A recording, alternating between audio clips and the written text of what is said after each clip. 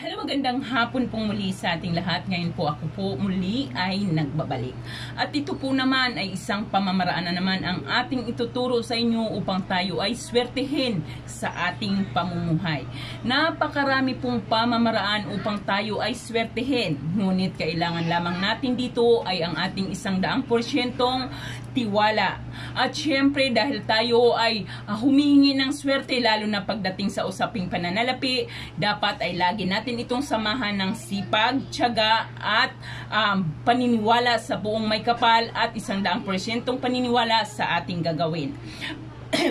Muli-muli ko pong sinasabi at pinapaliwanag po, ang mga ganitong klaseng pampaswerte ay para po lamang sa mga taong may 100% paniniwala sa mga pampaswerte. Kung kayo po ay may mga duda or walang tiwala sa mga ganitong klaseng mga pampaswerte or mga gayuma, ritual na ating tinuturo, ang video pong ito ay hindi para sa inyo. Ngunit kung kayo ay naniniwala sa mga pampaswerte, ituloy po natin ang ating panunood at kung paano ba natin ito gagawin.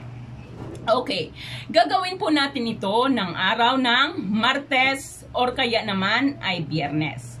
So marami pong iba sa atin ay walang time ng Martes or Biyernes. Maaari din naman po natin itong gagawin ng kahit anong araw. Halimbawa, hindi mo ito magawa ng Martes or kaya naman ay Biyernes, maaari mo itong gawin ng kahit anong araw. Basta muli nating sinasabi, tiyakin na ikaw ay may suot na kulay berde or kaya naman ay kulay pula sa inyong katawan. Ngunit ang oras po lamang ng dapat ng paggawa natin nito ay alas 6:30 hanggang alas 8 po lamang ng umaga. Okay, ngayon, ang atin pong kailangan lamang dito ay isang pirasong bawang at bulak. Pwede tayong gumamit ng cotton balls or kahit po yung bulak na hindi naman cotton balls ay maaari po tayong gumamit.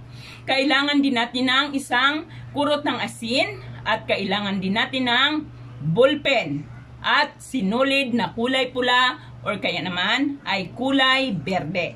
Sinulid na kulay pula or kaya naman ay kulay berde. Ayan po.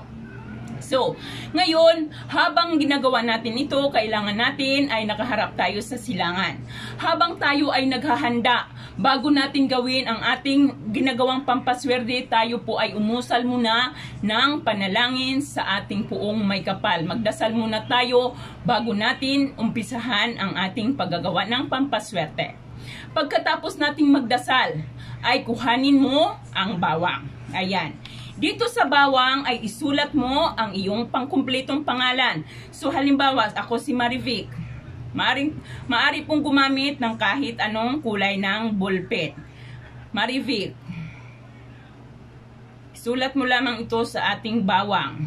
Marivic Dornan. Ayan.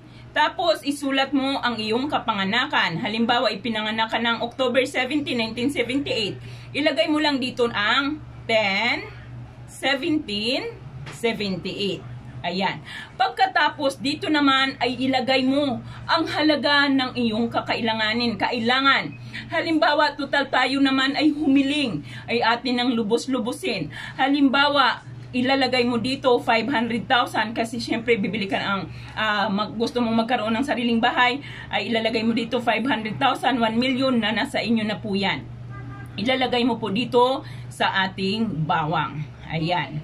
Ngayon, pagkatapos po, ay kuhanin mo ang ating bulak. Ayan. Dito sa ating bulak, ay maglagay ka ng isang kurot ng asin. Lagyan natin ito ng isang kurot ng asin. Para saan ba ang asin?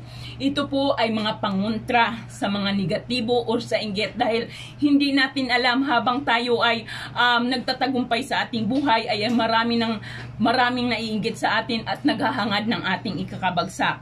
Upang hindi ito hindi pagbigyan ng kanilang kahilingan, ito po ay ating kukontrahin sa pamamagitan ng paglagay natin ng asin sa ating bulak.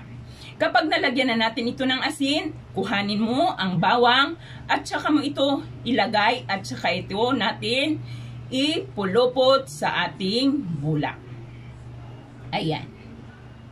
Pagkatapos mo itong napulupot, ayan napulupot na, ay kuhanin mo ang berde or ang pulang sinulid na ating ipupulupot or ating itatali dito sa ating bawang. Wala lang po kasi hindi ko po makita ang aking sinulid. Kaya po hindi ako nakagamit ng sinulid. Aywan ko na sana yung aking sinulid.